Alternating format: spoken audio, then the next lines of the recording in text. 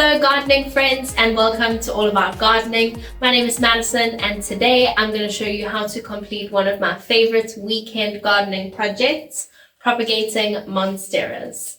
I've got a Monstera deliciosa over here, also known as delicious monster or Swiss cheese plant. There's also a big one behind me and one that I've just repotted. In case you couldn't tell, I really love these plants. This is my favorite species, but there are tons of others to choose from, some that are quite rare and can be quite pricey. But that is where propagating comes in. You can grow so many of these plants when propagating. I propagate them every couple of months just to get even more plants. There's only 3 in here at the moment, but if you go out into my garden, you'll find at least 4 or 5 that I've propagated this year so far. And it's a super easy process that I'm going to show you how to do step by step. There are a number of propagation methods you can choose from when it comes to growing monsteras. Air layering is one of the more technical ones, which involves cutting the stem or wrapping an aerial root in moist moss, wrapping it in plastic, and waiting for roots to grow before you trim that part of the plant off. It can be quite technical and takes a lot of time, so I generally prefer to use one of the other methods. You can also divide monsteras if your plant is big enough, but that's best done when repotting and when your plant is very large and is outgrowing its pot, as this one is doing now. But my preferred method, because you can get so many cuttings out of it and so many plants at the end of the day, is propagating from cuttings. Monstera cuttings root very quickly. You can take a lot of them, especially when your plant is putting out lots of new leaves like this one is here, and you get an almost endless supply of monsteras. You can also root them either in water or in soil, and even when they are rooting, they make great decor features when you put them in a very decorative vase. So this is the method I prefer and the one I'm going to show you how to do today. Before you get started, it's important to gather everything you'll need so that you are well prepared.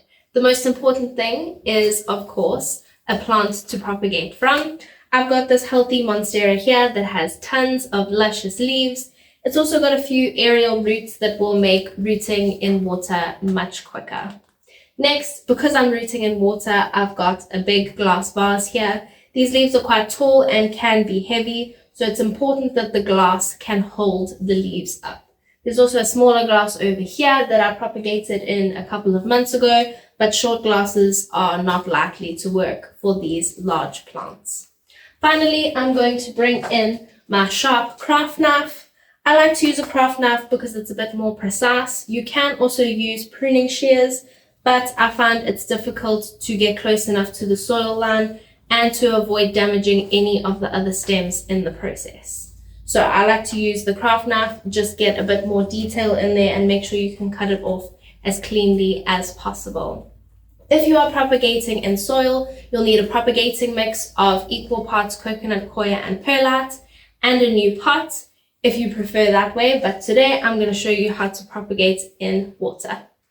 The first step in propagating from stem cuttings is to identify the perfect stem.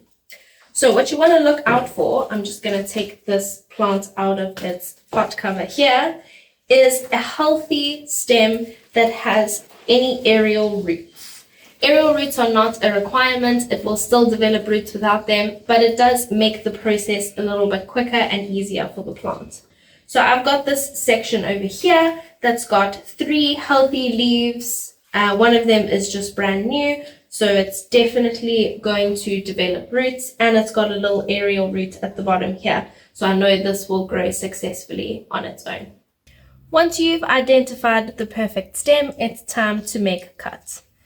So I'm going to take my sharp knife here. We've chosen this stem over here. You can see here's the aerial root that was in the soil, and I'm going to cut just below this section. You don't want to cut too close to the node to damage it, but you also need to make sure you include everything there. So that from that point is where I'm going to make the cut.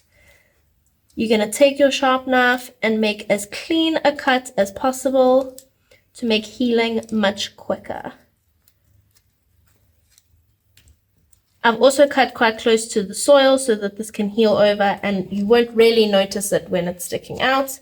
And there we've got our cutting ready to root. Now that we've got our healthy cutting, I'm going to move the parent plant back to where it was and get ready for the easiest part of this whole process, rooting the cutting in water. I've used filtered water here, but you can also use rainwater, and the water line is not very high. This stops any of the stems from rotting, and you only need the water line to cover the node to encourage root growth. I'm going to move this vase to a spot in bright, indirect sunlight in a warm area to encourage the roots to grow. And just to show you what it'll look like, I propagated this cutting probably 4 or 5 months ago, and you can see the extensive root growth. I also rooted a couple of ZZ plant cuttings. If you want to learn how to do that, you can check out the other videos on our channel. And just so you can see, there's a little rhizome growing with some roots at the bottom. So these were both rooted together in water. I changed the water every week or so. And as a little experiment to see how long I could keep these cuttings growing, I also popped a few drops of fertilizer into the water to give them the nutrients they need to sustain themselves.